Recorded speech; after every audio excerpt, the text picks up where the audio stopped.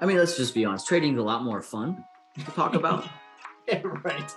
right? Right. So getting them into the right frame of mind is the first step.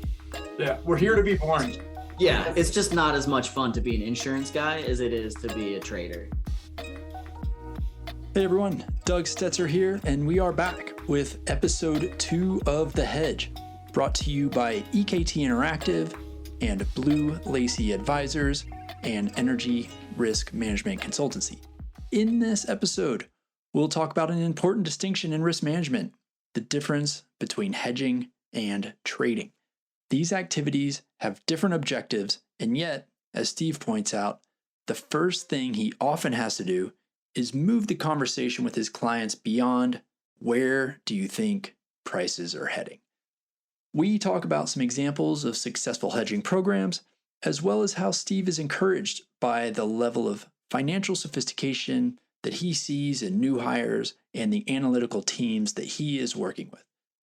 I really enjoyed this talk, and I definitely think our learning community, but really anyone in risk management, will get some good information out of it. Hedging versus trading, right? And again, diving into this idea of not being a market predictor. That is not the goal, right? We're an educational platform. We have Energy 101. Let's talk with a little Hedging 101.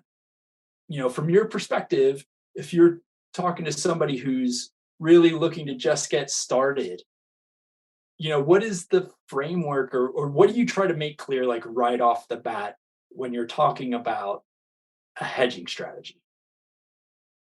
So if we step back to contrasting when we last spoke, right? Mhm. Trading versus hedging, right? Pick out any of the things that you think trading is, speculating is, anything that any of the even the best books talk about finding edge and executing, and even the words they use when they say hedging no longer apply to our assumption, right? You're not trying to make money with a hedge.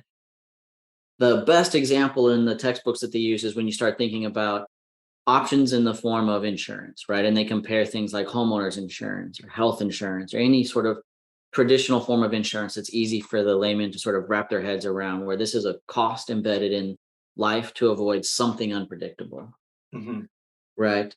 You're not trying to make money, you're trying to minimize pain that is maybe predictable if you had infinite time, but the timing of its arrival is unpredictable, right? So you're choosing risks intentionally because you're trying to reduce the unknown timing, magnitude, whatever it is, right? There's some form of pain that you're trying to eliminate.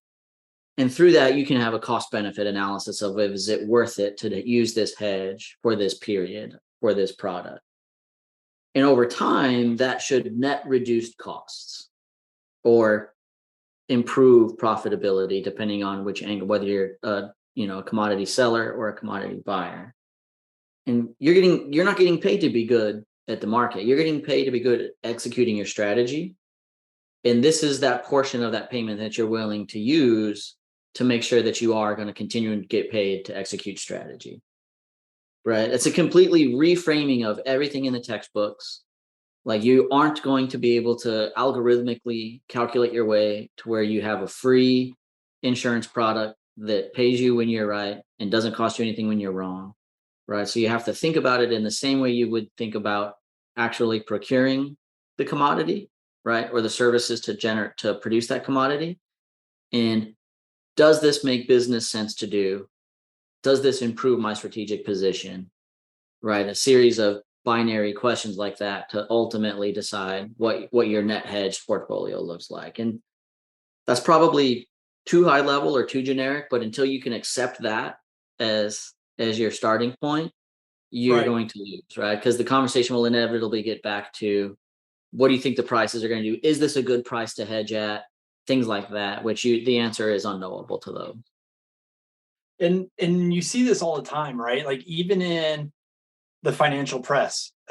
We kind of connected about this a little while back. There's a big story, the Southwest Airlines hedging group made a ton of money. It's like, well, is their job to make a bunch of money? Or is their job to keep the company from going out of business by having costs spiral out of control and past, through their profit margin, right? Oh yeah. Like just the framing of that headline even just goes to show that we love it when trading groups make money, but is it even really their job, right? Like, is in this particular sense, is it, the hedging strategy, it's an insurance product, right? It's not Yeah. necessarily a money maker. Well, in that article, the Southwest guys, they talked about how they evolved over time, right? Like, so Southwest is popularly covered because they were one of the first airlines to publicly discuss their hedging practices. And in the 90s, right, remember oil went from, basically zero then to $50, which seemed like a high price then coming out of the decade, right? Southwest made headlines for being one of the few domestic airlines that had benefited from a hedging program. And they were comparatively aggressive to what they are today after having sustained billions of dollars of losses in certain years, right? And making headlines for that. Right. And now their traders are quoted as being like, if you think you can do this better, good luck to you. This is hard. We're just basically buying insurance. And they referenced the specific products they used where they're buying calls and call spreads and things that have a defined cost, right, for a potential gain. And I think that gets back to what you're saying, right? Like they're not tasked with making money in a year where they make money when prices fell. They're probably looking back and like, "Ooh, we did this wrong," right? Yeah. I'm sure they would like that as far as the bottom line goes, but they're not. That's not how they're probably judged on success. And from a starting from scratch, somebody who's learning about hedging, that's really where step two is then, right? So if you accept that your goal is something other than making money, you have to define the goal. Mhm. What does it mean to minimize volatility, maximize profitability, whatever these kind of generic terms are that any business student can rattle off? Like you have to actually put some numbers around this so you can judge your success, right? And we talked about profit margins. Groups like Cemex and FedEx, they're very narrow, right? Roughly 4 or 5%. The volatility around those tends to be 2 to 8%. Sometimes they go to losses, right? And so but those types of company manage this risk in very different ways.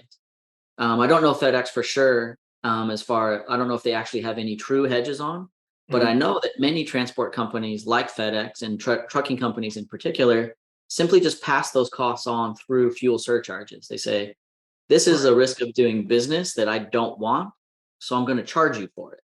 Right.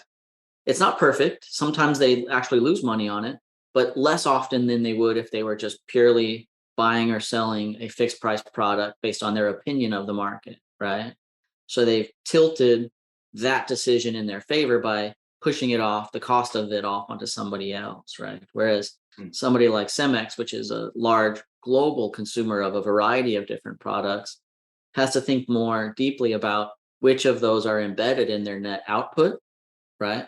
Which of them are commodities that they are willing to wear the risk for, and which are those that they don't understand well enough to where they want to eliminate the risk for, and then the spectrum between the two, right? And that's for groups whose profit margins only vary in percentage terms, they're 25 or 50% variance, but in actual terms, you're talking about somewhere between 2.5 to 6% up versus a low versus a high, right? Whereas a group that, the pre-pandemic, right, shale producer profit margins might go negative 50% one quarter, positive 50% the next quarter, who knows? And they've layered, back then they had 30 turns of debt on top of that, right? Now they reduced that to a more manageable level. And so they would by nature have to be more conservative if they were going to hedge in the cost that they could commit to it. And so we can't guess what success would look like for any individual company, but you can see what it would mean to minimize volatility in those scenarios and then get to that company. Okay, well, hedges should minimize volatility by X within a cost of Y. And if we do that, that's first order success. And then efficiency beneath that could be the second and third order success, of execution. So that's like one of the things, like, you kind of mentioned there, like, with this Southwest example, is that it sounds like, just at a high level, is that they don't overcomplicate things, maybe. Where do people overcomplicate things when it comes to, hedging strategies? Do they get enamored with buzzwords and products when they should just be buying calls or buying puts? Sometimes, but I think it's more in the minutia of hedging in the versus the grand scheme, right? So if you think about just buying calls and just buying puts, and you look at, say, an at the money put today might cost, I don't even know what it is off the money. Let's say it's $5, right? On an oil price of roughly $80 over the next 12 months. So you start thinking, oh wow, $5, that's a lot of money. Times 1,000 barrels for every contract I hedge, that's $5,000. Do I have to write a check for $25,000 if I'm gonna hedge 5,000 barrels? And they get lost in that piece. And it's kind of interesting to watch, because often these are guys who are, their skills in math are well advanced, right? You're talking about CFO types, chief accounting officers, guys who live in scenario planning worlds, and they get lost in that piece, right? Like, oh, that's too expensive. And then the next thing they dive down, they're like, oh, well, what if it was only $4.75? And they start negotiating on pennies and getting lost in the actual dollar value gained. That's the hardest part. Often that's partially because they don't have cash on hand and they're unaware that they can defer these costs to the period in which the cash flow is tied, right? And so in recent years, one of the more common things to do would be to defer premium. There's a cost to it, but it's modest. Or to create structures where there's little cash up front, but are still net long or net short appropriate to what your hedging should be. In past years, people were rather enamored with things like costless collars because there was no upfront cost, right? Right.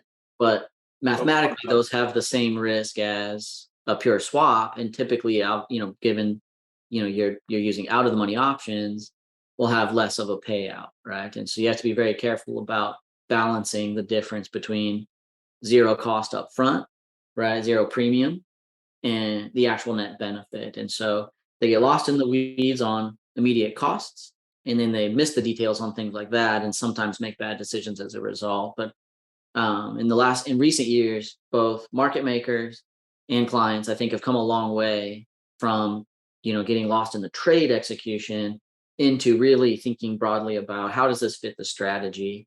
And you might even argue sometimes overpay for options because it's a better fit culturally for what they're trying to accomplish. This is more common in airlines, who hedging losses tend to occur when they also have volume reduction.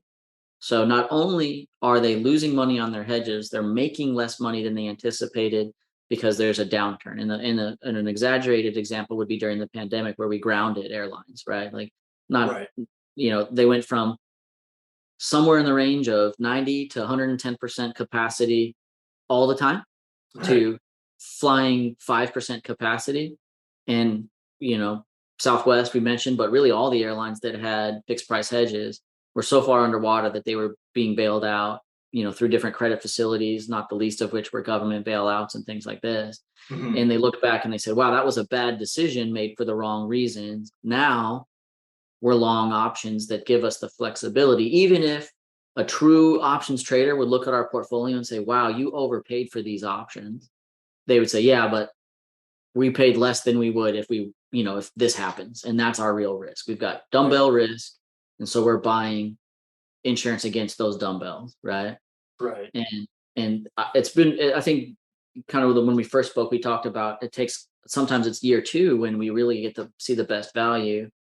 That's when you start to really kind of have that moment of excitement as a consultant, where you see a client pushing back on different things and say, like, actually, like, in the past we did it this way, and this is the pain I felt, even though in my spreadsheet this makes sense. I know my boss is going to hit me over the head if this thing happens. What is the probability of that scenario happening, and what do we need to do to prevent the second order pain, right? The hedge from being the problem. Mm-hmm. And so I think that's been a really interesting transition. In the same vein, I've seen small E&P companies go from being, we're just going to do some costless collars and walk away from it. We're going to do it at a rolling 6-month period because our lender obligates us to be hedged relative to our credit facility and gives us no credit for any hedges beyond that 6-month redetermination period, to asking the question, what is the portfolio of hedges I should consider to have this net risk? And it's been really cool to see the younger generation, the finance guys, come up in the small E&P world, small private E&P world, and start at a level of expectation and sophistication and hedging that is probably an MBA level, right? Instead of, in the past, you were starting from scratch. And so you've really seen better questions being asked and more appropriate approaches, where they'll still do costless collars because it is a good product when used appropriately, but they'll layer in some fixed price and maybe some deeper out of the money, offsetting calls or something, to just in case things go wrong. And they'll have a budget to do that, and they'll rethink it regularly. Typically for E&P, right, you'll typically rethink it monthly. And then when you have a new drilling plan change, for somebody like an airline or a large consumer, you're probably looking at it somewhere between weekly and monthly, and then quarterly because you do quarterly planning, but weekly because your procurement is typically based on a weekly price, and measuring variance within that, and then optimizing your portfolio as appropriate. So probably a little bit longer answer than you expected, but those are the trends I've seen in the last 3 years. And it's been really encouraging, because it was really hard to be a consultant that had to start from scratch every single time. And then it was never, okay, we're going to start from scratch together and go to step 2 and then 3 and then 4. It's always like, we're going to keep touching base with scratch just because you're not comfortable that this is different than what your textbook said it was going to be. And so it's been a really enjoyable few years to see that expansion. And I think we've developed some really good relationships with clients as a result, because you take into account the internal kind of political risk, right? Like, what am I trying to accomplish as a person to get promoted or to get my bonus or whatever it is? And how can I share that story with, whoever it is I'm answering to make sure that we're on the same page about what we're doing. So when inevitably you're going to have losses in your hedging portfolio, when we have these losses, we can explain them and we can defend our decision. Best case scenario, you can minimize them or even avoid them, but sometimes it's just not going to happen, right? Like, sometimes you put yourself in a position based on what you know today, and then tomorrow everything changes and you have to adjust. And so it's been a really enjoyable first year for Blue Lacy, and couple of years as an independent. Yeah. And there's a couple of things in there, like, first, like, maybe I even phrased the question wrong, where I was like, where do people overcomplicate things? And I think what you've kind of highlighted was that, in one sense, you were mentioning, and this is probably where our relationship even together, like first started, was back in the world of these just costless collars all the time. Like, that was oversimplifying and maybe not even recognize where the true costs of those collars lied, and who was benefiting from those. And they needed to up the degree of sophistication a bit, and that you're seeing that sophistication improve, which is rewarding. So that's like really interesting actually to hear. And then I guess following up on that, you've mentioned, you're dealing with everyone here from CFO, accounting officer level, down to, the actual execution team, and even, like you said, seeing younger people bring in a really impressive degree of understanding about these markets. And so when you come in, like where are you, kind of influencing this group, like kind of upstream towards the top of the pyramid, and also kind of, I guess, educating and influencing, like on the execution side, and where new people are, and less experienced people are coming into an organization? Like, where do you feel you have a lot of influence there, or does it depend on the client? Does it depend on, obviously, like, the company itself, what they're looking to do? But it seems like you're reaching, like, from the top all the way, down to the middle of the organization there. Is that correct? Well, it depends on the size of the organization, right? Like, the larger the organization, the less likely, I would be to have direct interaction with or communication with their senior leaders. And the smaller the organization, the more likely that the entire team is the 5 people that you talk to on a monthly or weekly basis, right? Right. There's a little bit of that, and so that it's a function of the fact that my clients range from a 5-person E&P company all the way up to one of the largest fuel traders in the world. You know what I mean? Gotcha. But so I can describe the ideal case. Let's say the typical client would be between those two extremes, obviously, right? Mm-hmm. And so in the annual life of a contract, you'll have regular, probably weekly or monthly at least, contact with whoever that person is that is sort of feels that daily stress of commodity volatility most. And that's Who usually feels the sort of, stress? I like that. yeah. So you think sort of like, who's the guy that when, the boss man sees that, diesel prices are $4 or $5 on CNBC, like who gets that phone call? Right. You know what I mean? Sometimes it's the vice president of procurement. Sometimes it's the vice president of treasury, the sort of kernels of the organization, right? Leadership type guys, but not necessarily the top general or president that is making strategic decisions.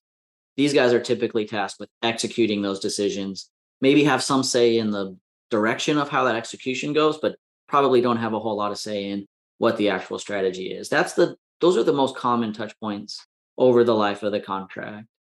In the ideal world, though, like you would work directly with that leadership level as well to sort of express how their strategy might be affected or change and give them the tools to tell that story.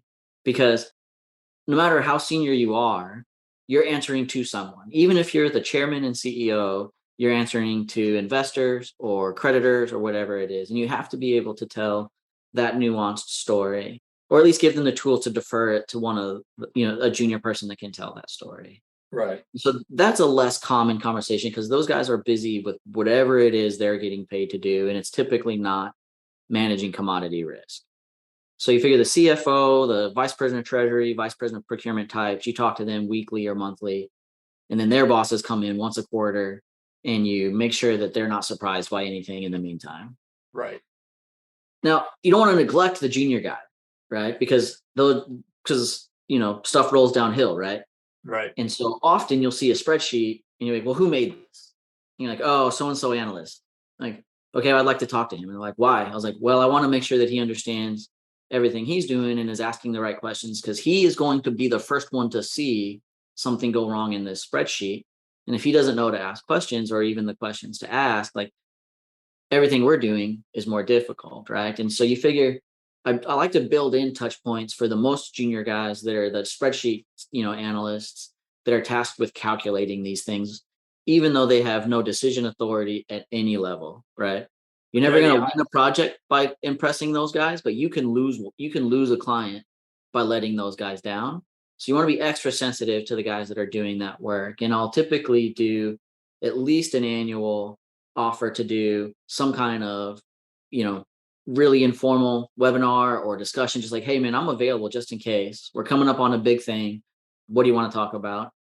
And for the larger clients, they'll typically bake in an actual seminar where we go through and when they have an onboarding season, right? Maybe it's early summer for large entities in the US or, kind of the investment banking cycle, right? You've got early summer guys, you got December graduates, that kind of thing, where we'll do an intentional contribution to their training. And that seems to have gone over really well, even in some cases. Spun it more as like a career development class where they're, sort of seeing how vendors interact with, counting myself as a vendor in that case, with their senior, leaders to see how their work actually gets built into these decision-making processes. So that's the ideal. It doesn't always work that way, but that would be the ideal. Often you end up having, one really good contact that you email back and forth, 2, 3, 4 times a week. And then once a month, you've got your set call where all of the people I described join. And that's just a function of how busy are they internally? What resources do they have? And I have some clients that just frankly don't have extra hours in their day, right? To just have a phone call. And so we have a built-in, monthly call that sometimes they'll miss, but we'll make sure to have a follow-up, so you don't get to talk to everybody, but in the ideal case, you touch those bases in, kind of a bell curve. The VP level guys you see all the time, and you see the junior guys and the senior guys regularly enough, not quite as often as the execution guys, but regularly enough to where, you can totally understand their expected reaction to things.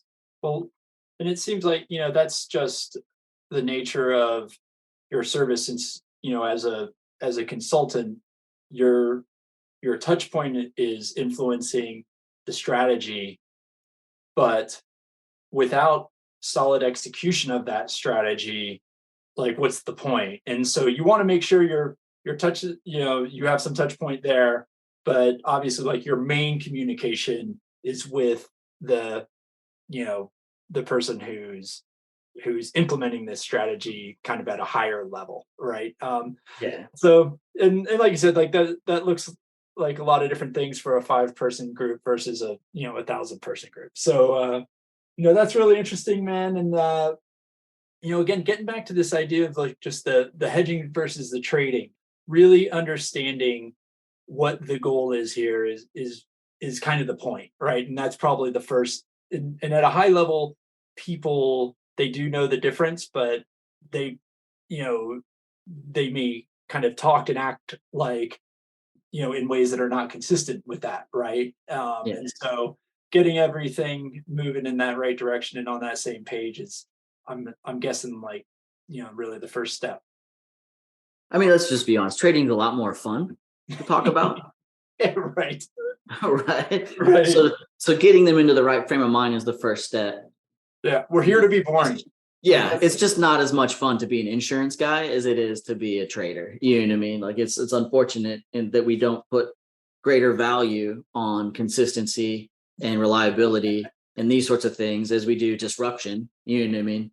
Right. And but in reality, like, so I'll probably never be on CNBC bragging about my $1 billion call, right? But that's okay, because ultimately our goal is to ensure that we're never on CNBC explaining away our $1 billion loss either, Totally. Well, man, I think that's like the perfect place to wrap it up, man. Like the Boring Hedging podcast. Let's be boring, right? And so anyway, man, excellent. I think that's a great follow-up to our intro, and we'll be back with more topics for sure. Great. Look forward to it. All right. Awesome. Okay, well, I hope you enjoyed that conversation. If at this point you're already thinking, man, we need to get Steve in here, then you can contact him at bluelaceyllc.com. And of course, if you're interested in learning more about the EKTInteractive energy training courses, then be sure to visit us at EKTInteractive.com. Thanks a lot, and we'll talk to you soon.